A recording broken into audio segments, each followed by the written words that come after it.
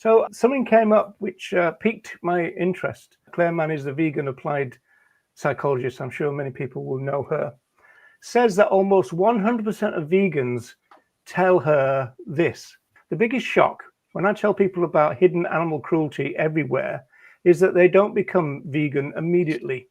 So Claire is saying that vegans are telling her, as a psychologist, that's their biggest shock in terms of outreach or interaction with family members or whoever, right? So responding to those points, Claire said that being a psychologist herself was helpful in the sense that she understands that human behavior is complex and, quote, it is possible for good people to do bad things. And so she's saying that means then that, you know, we've got to concentrate on education, because with education, people, even those who are good but do bad things, can change. And of course, that's true. So the other element of it, which caught my attention, was last night, a vegan influencer released an expose of free-range pig farming in Britain. It was presented from within the new welfare paradigm, which again is fair enough. I mean, the movement is a new welfarist movement. It had a clickbait title, something to do with like the nation is going to be shocked by this and this kind of stuff. It focused in particular on a cruel pig farmer or a worker who was referred to a few times as a rough diamond, because that's how the farm describes some of their workers. And often when these kind of things happen, that gets translated into a bad apple, that kind of thing. A vet was featured in the film in order to tell us about the cruelty and the neglect and about the animal welfare regulations that were being broken. One thing in terms of the tone of the film, or the kind of stylistic aspects, if you like, is I was interested in, there was some put on shock and disgust in the show. It was kind of like acted, really.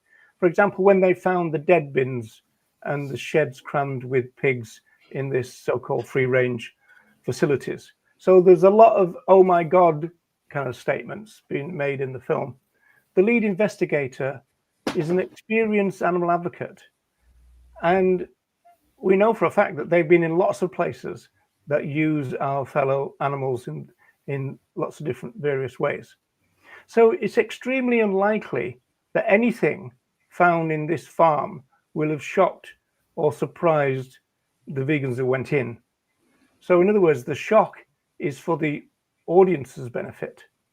In fact, shock was the subtitle, came up in different sections, subtitle of a section called Day One of the Investigation, and the subtitle was Shock.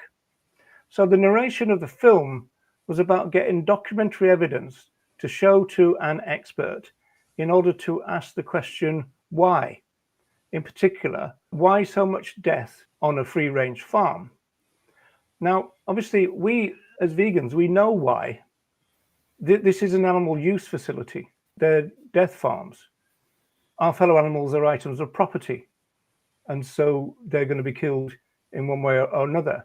And in terms of the fact that many of them were sick, etc., a degree of mortality is tolerated within these units. It's actually factored in as part of their business plan. So it means that whatever welfare is involved, you can lower it and then just let a percentage of them die. And so long as that's kept within profitable margins, that's fine. So the film shows the details of what all vegans already know, that there are bad things happening on free-range farms. So the film was indeed, going back to Claire, indeed about hidden animal cruelty. And the main word used in the film was abuses. And so I looked at the comments before we came on air, and the main word used in the comments is cruelty and abuse.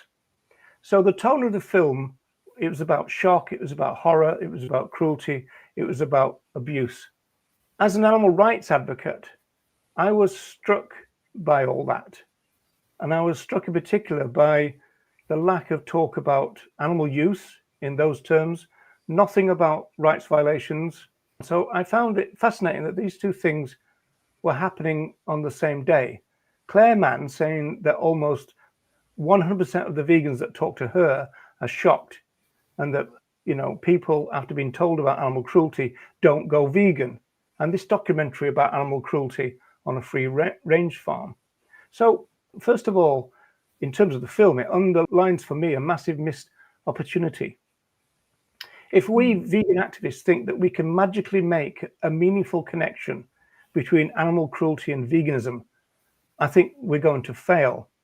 So we have to talk about animal rights and get support for the notion that our fellow animals are rights bearers and that what humans do to them are rights violations. The public are already opposed to animal cruelty and animal abuse. So if they see the film, their first thought is not going to be, I should go vegan. Their first thought is going to be, something should happen to make this cruelty stop. And then they can go back then to using our fellow animals in the knowledge that animal use is generally free of animal cruelty. Ask the majority of the public and they will agree that animal cruelty is wrong, that animal abuse is wrong, that humans should be merciful towards our fellow animals. They think, their mindset, they think in the paradigm they've been socialized to think in, and that paradigm is animal welfarism. And animal welfarism is deeply embedded within the ideology of cultural speciesism. So the ideology of animal welfarism promises people that non-cruel animal use is morally permissible. But it also says that non-cruel animal use is not only doable, it's also what usually happens.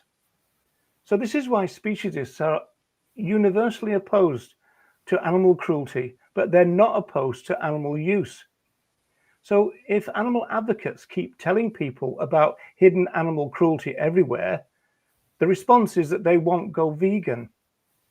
What they'll want is for the cruelty to stop, for whoever's job it is to stop this cruelty, to get their fingers out. They won't think about animal use because we don't couch it in those terms.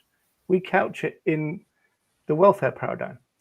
So unless we learn to view our relations with our fellow animals outside of the welfare paradigm, this pattern and these types of missed opportunities, seems to me, will just be repeated over and over again.